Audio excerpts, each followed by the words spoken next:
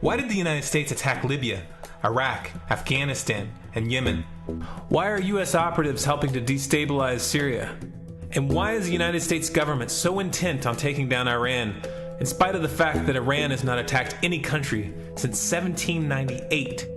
And what's next? What are we headed for? When you look at the current trajectory that we're on, it doesn't make any sense at all if you evaluate it based on what we're taught in school. And it doesn't make any sense if you base your worldview on the propaganda that the mainstream media tries to pass off as news. But it makes perfect sense once you know the real motives of the powers that be. In order to understand those motives, we first have to take a look at history. In 1945, the Bretton Woods Agreement established the dollar as the world reserve currency, which meant that international commodities were priced in dollars. The agreement, which gave the United States a distinct financial advantage, was made under the condition that those dollars would remain redeemable for gold at a consistent rate of $35 per ounce. The United States promised not to print very much money, but this was on the honor system, because the Federal Reserve refused to allow any audits or supervision of its printing presses. In the years leading up to 1970, expenditures in the Vietnam War made it clear to many countries that the U.S. was printing far more money than it had in gold. And in response, they began to ask for their gold back. This, of course, set off a rapid decline in the value of the dollar. The situation climaxed in 1971 when France attempted to withdraw its gold and Nixon refused. On August 15th, he made the following announcement. I have directed the Secretary of the Treasury to take the action necessary to defend the dollar against the speculators. I have directed Secretary Connally to suspend temporarily the convertibility of the dollar into gold or other reserve assets, except in amounts and conditions determined to be in the interest of monetary stability and in the best interest of the United States. This was obviously not a temporary suspension, as he claimed, but rather a permanent default. And for the rest of the world who had entrusted the United States with their gold, it was outright theft.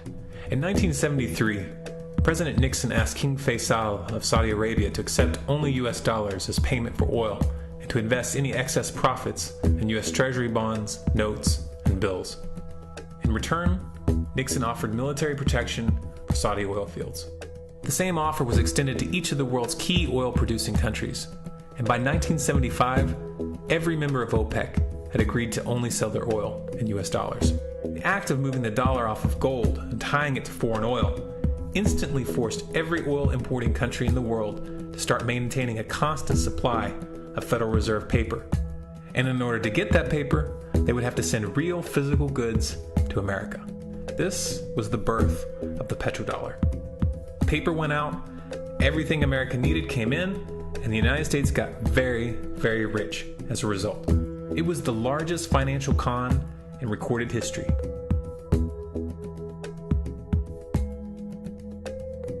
The arms race of the Cold War was a game of poker.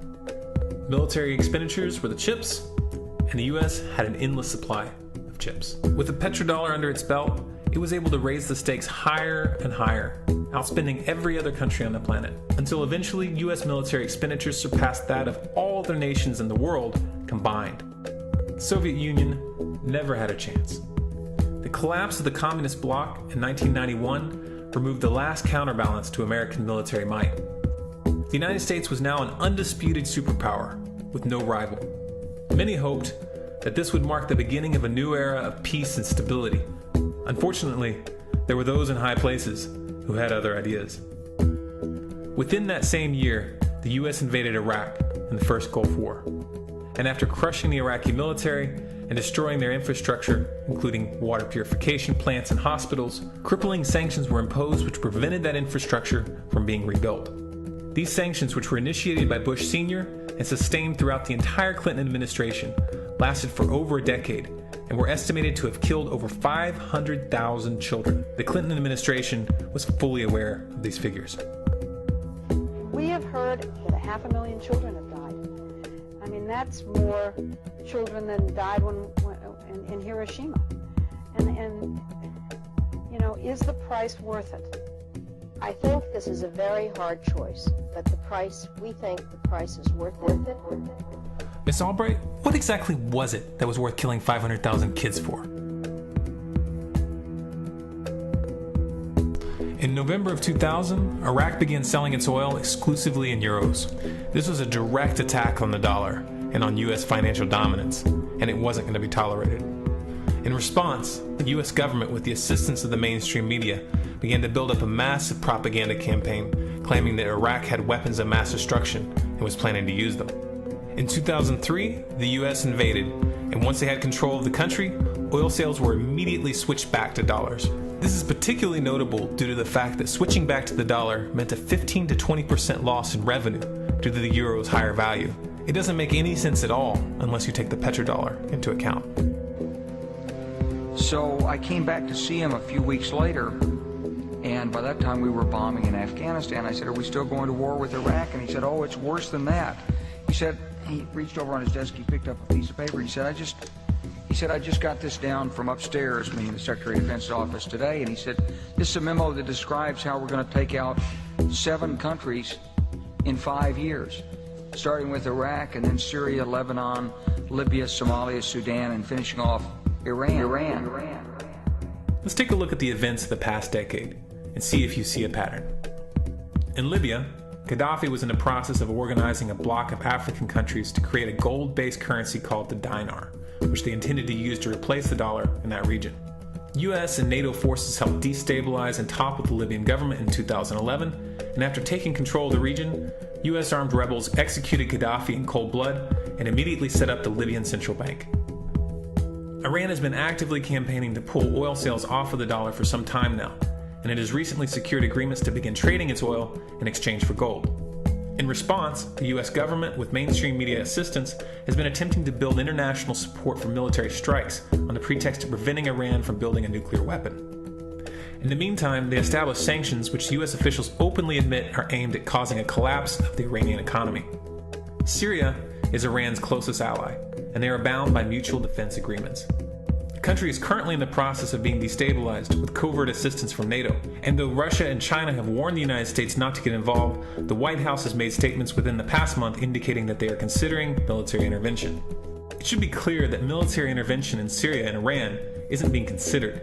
It's a foregone conclusion, just as it was in Iraq and Libya. The U.S. is actively working to create the context which gives them the diplomatic cover to do what they already have planned. The motive for these invasions and covert actions becomes clear when we look at them in their full context and connect the dots. Those who control the United States understand that even if a few countries begin to sell their oil in another currency, it will set off a chain reaction and the dollar will collapse. They understand that there is absolutely nothing else holding up the value of the dollar at this point, and so does the rest of the world. But rather than accepting the fact that the dollar is nearing the end of its lifespan, the powers that be have made a calculated gambit. They have decided to use the brute force of the US military to crush each and every resistant state in the Middle East and Africa. That in itself would be bad enough, but what you need to understand is that this is not going to end with Iran. China and Russia have stated publicly and on no uncertain terms that they will not tolerate an attack on Iran or Syria. Iran is one of their key allies, one of the last independent oil producers in the region, and they understand that if Iran falls, then they will have no way to escape the dollar without going to war. And yet the United States is pushing forward in spite of the warnings. What we are witnessing here is a trajectory that leads straight to the unthinkable. It's a trajectory that was mapped out years ago in full awareness of the human consequences. But who was it that put us on this course? What kind of psychopath is willing to intentionally set off a global conflict that will lead to millions of deaths just to protect the value of a paper currency? It obviously isn't the president. The decision to invade Libya, Syria, and Iran was made long before Obama had risen to the national spotlight. And yet, he's carrying out his duty just like the puppets that preceded him. So who is it that pulls the strings? Often the best answer to questions like this are found by asking another question. Qui bono? Who benefits? Obviously, those who have the power to print the dollar out of thin air have the most to lose if the dollar were to fall. And since 1913, that power has been held by the Federal Reserve. The Federal Reserve is a private entity owned by a conglomerate of the most powerful banks in the world. And the men who control those banks are the ones who pull the strings. To them, this is just a game. Your life and the lives of those you love are just pawns on their chessboard. And like a spoiled 4-year-old who tips the board onto the floor when they start to lose, the powers that be are willing to start World War III to keep control of the global financial system. Remember that when these wars extend and accelerate. Remember that when your son or your neighbor's son comes back home in a flag-draped coffin. Remember that when they point the finger at the new boogeyman, because the madmen who are running this show will take this as far as you allow them to. So how much time do we have left? It's a question I hear constantly, but it's the wrong question. Asking how much time we have left is a passive posture. It's the attitude of a prisoner who's waiting to be taken out to a ditch and shot in the back of the head. What are our chances? Can we change course? Also the wrong question. The odds don't matter anymore. If you understand what we're facing, then you have a moral responsibility to do everything in your power to alter the course that we're on, regardless of the odds. It's only when you stop basing your involvement on the chances of success that success actually becomes possible. To strip the ill-begotten power from the financial elites and to bring these criminal cartels to justice will require nothing less than a revolution. The government is not going to save us. The government is completely infiltrated and corrupt to the core. Looking to them for a solution at this point is utterly naive. There are 3 stages of revolution, and they are sequential. Stage 1 is already underway. Stage 1 is the ideological resistance. In this stage, we have to actively work to wake up as many people as possible about what is happening and the direction we're headed. All revolutions originate from a shift in the mindset of the population, and no other meaningful resistance is possible without it. Success in this stage of the game can be measured by the contagion of ideas. When an idea reaches critical mass, it begins to spread on its own and seeps into all levels of society. In order to achieve that contagion, we need more people in this fight. We need more people speaking out, making videos, writing articles, getting this information onto the national and international stage. And we especially need to reach the police and the military.